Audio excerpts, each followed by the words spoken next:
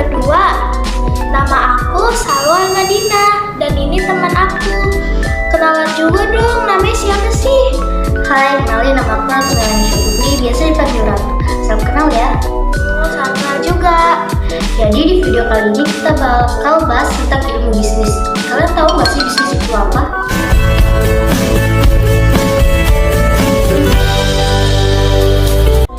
Nah, bisnis itu mencakup pada tangga-tangannya. Tangga-tangannya itu ada 4. Yang pertama, berdagang. Yang kedua, pengusaha. Yang tangga ketiga, pebisnis. Dan yang keempat, investor.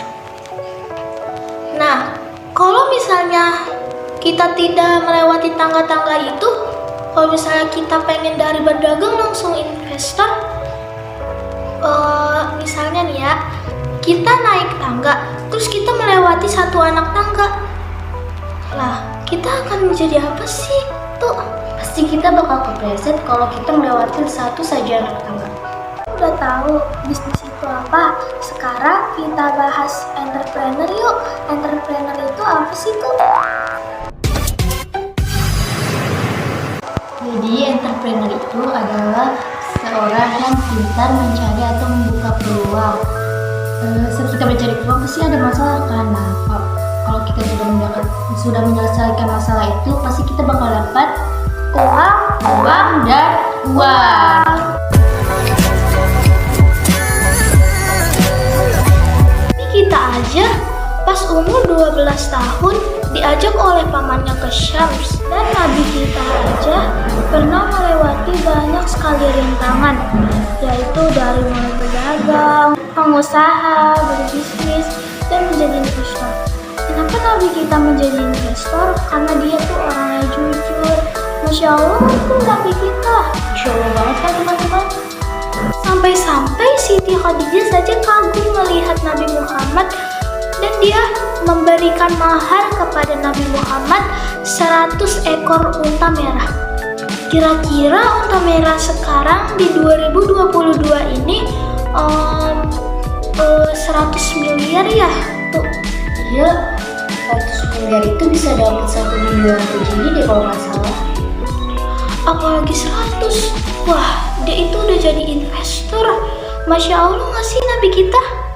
Ya dong, jadi kalian jangan nyanyain Ilmu bisnis. Nah, makanya simak video ini baik-baik ya.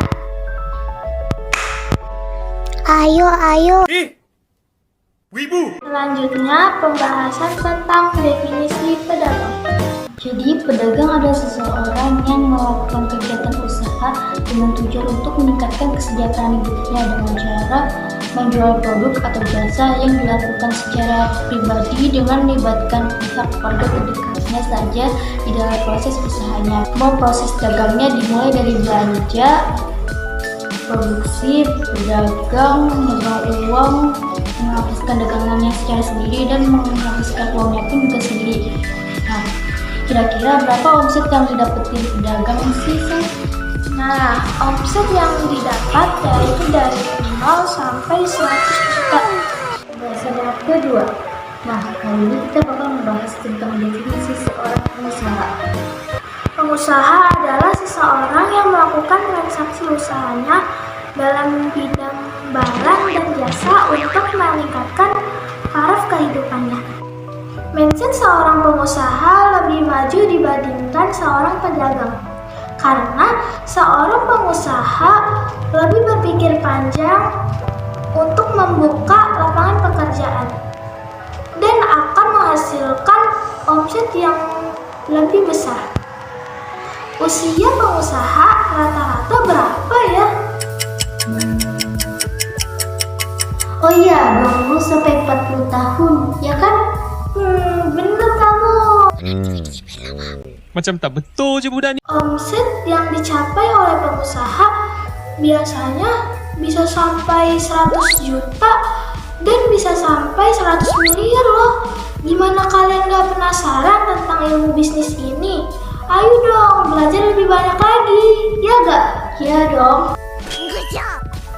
Yang ketiga yaitu definisi pebisnis? Bisnis adalah seseorang atau sekelompok orang yang menjalankan perusahaannya secara tersistematis dan struktural dalam perusahaannya. Seorang pebisnis biasanya telah memiliki perusahaan holding yang memiliki lebih banyak perusahaan yang mendukung kebutuhan untuk mencapai keuntungan yang lebih besar.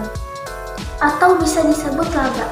Omset rata-rata yang dicapai oleh seorang pebisnis adalah 100 miliar sampai puluhan triliun. Sehingga dalam pebisnis ini terbukalah PT TBK atau disebut perseroan terbatas terbuka. Nah, usia rata-ratanya berapa sih tuh? Kalau nggak salah usianya itu 40 sampai 50 tahun. Dan yang keempat yaitu definisi investor.